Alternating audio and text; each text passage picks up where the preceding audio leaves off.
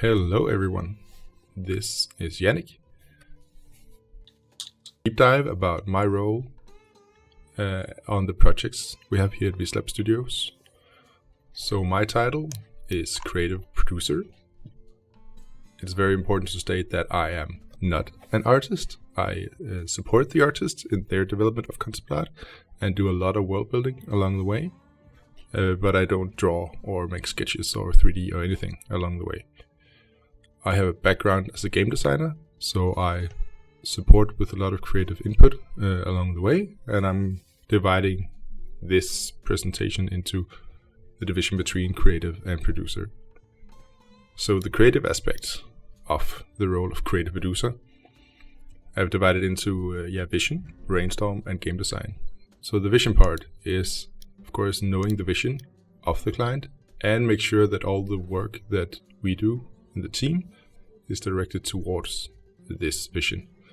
So it is the project of the client, and we're going to do work on behalf of the client and of course come with a lot of ideas and input, but it is important to note that we are working on their behalf, so it should be directed to the direction they intend.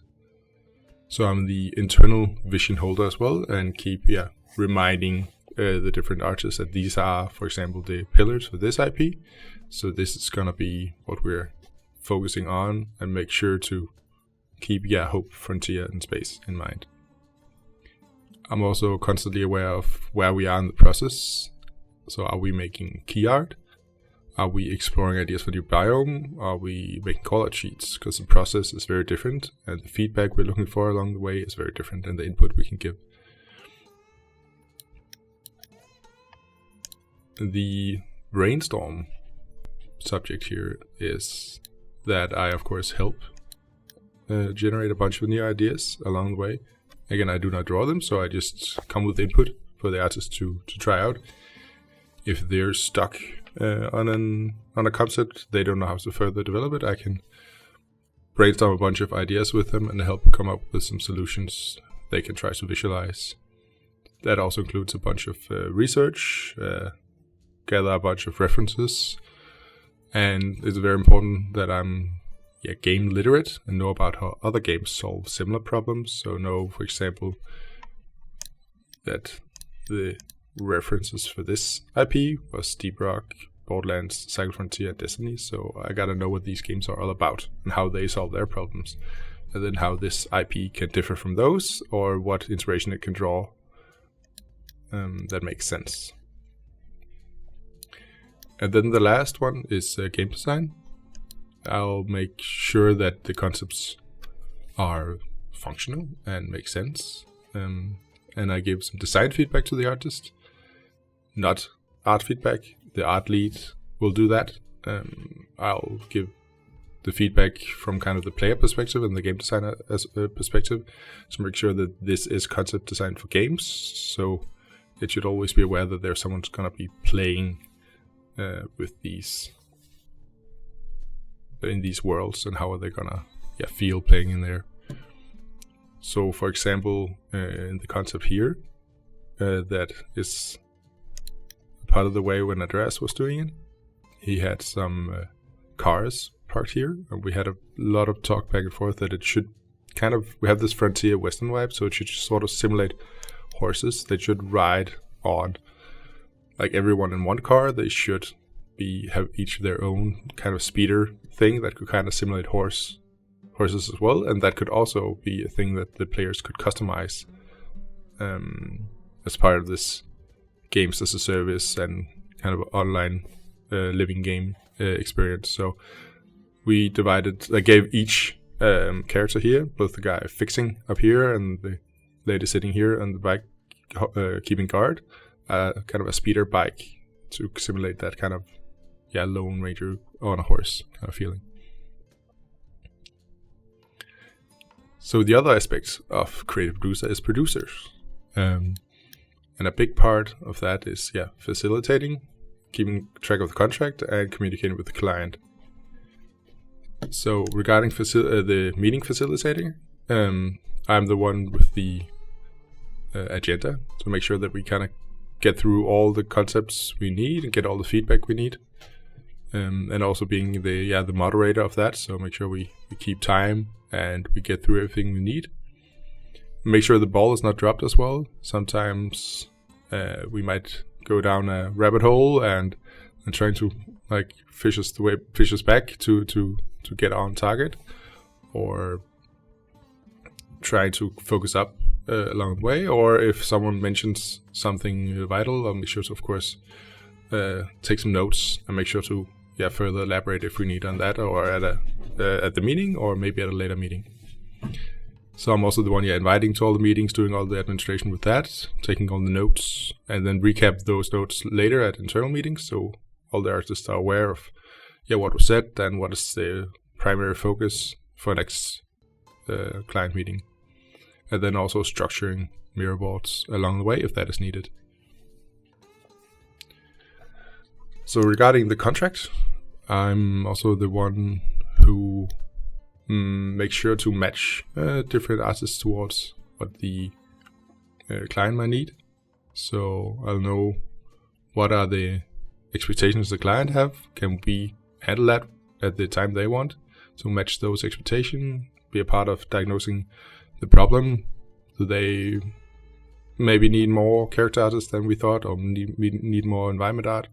Then we'll figure that out with them along the way before we start the work, and before we sign the contract and everything.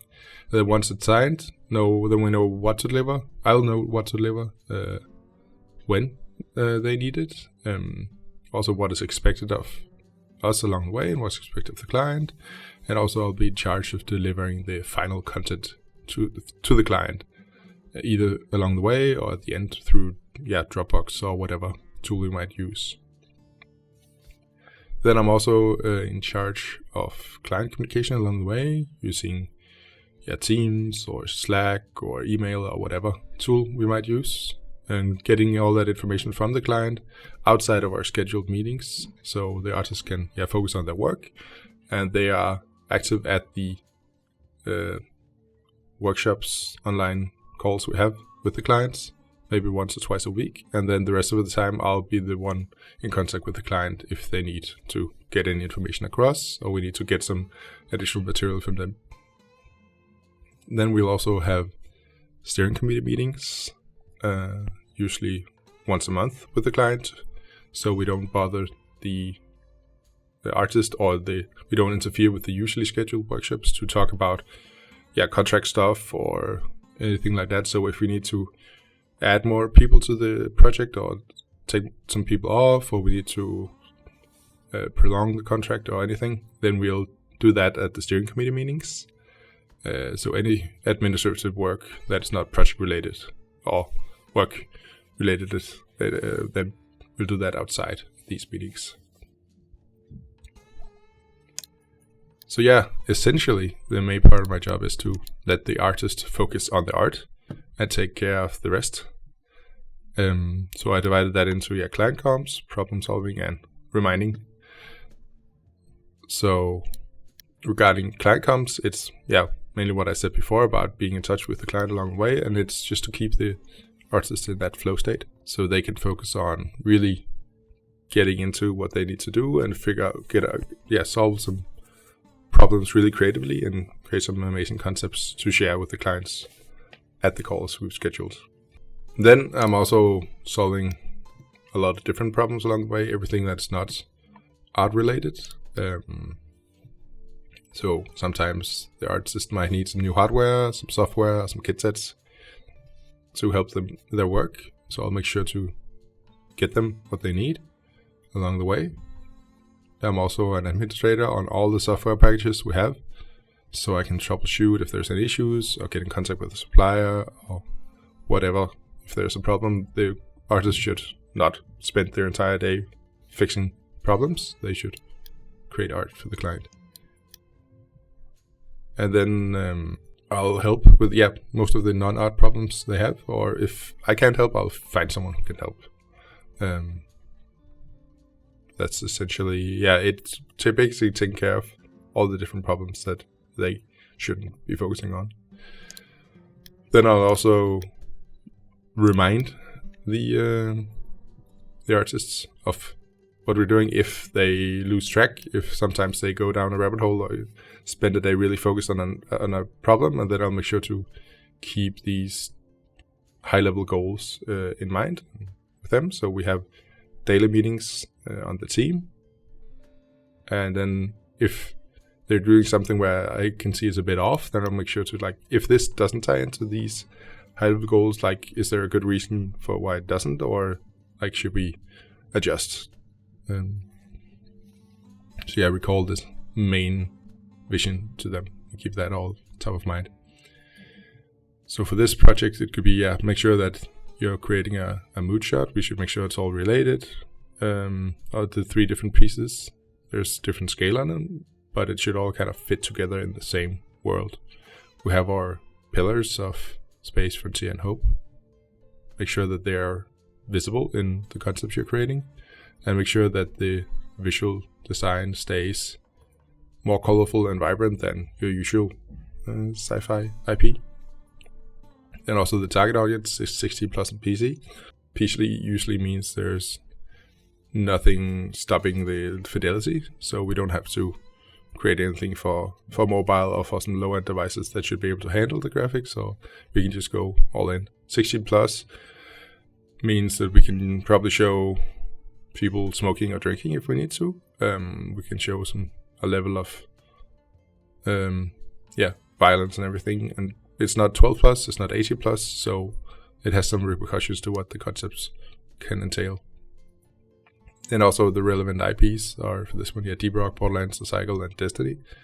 So make sure to keep that in mind when it might come up or be relevant. So yeah, that's the kind of the summary of what I do as a creative producer here at Vizlab Studios. Stay tuned for the next video.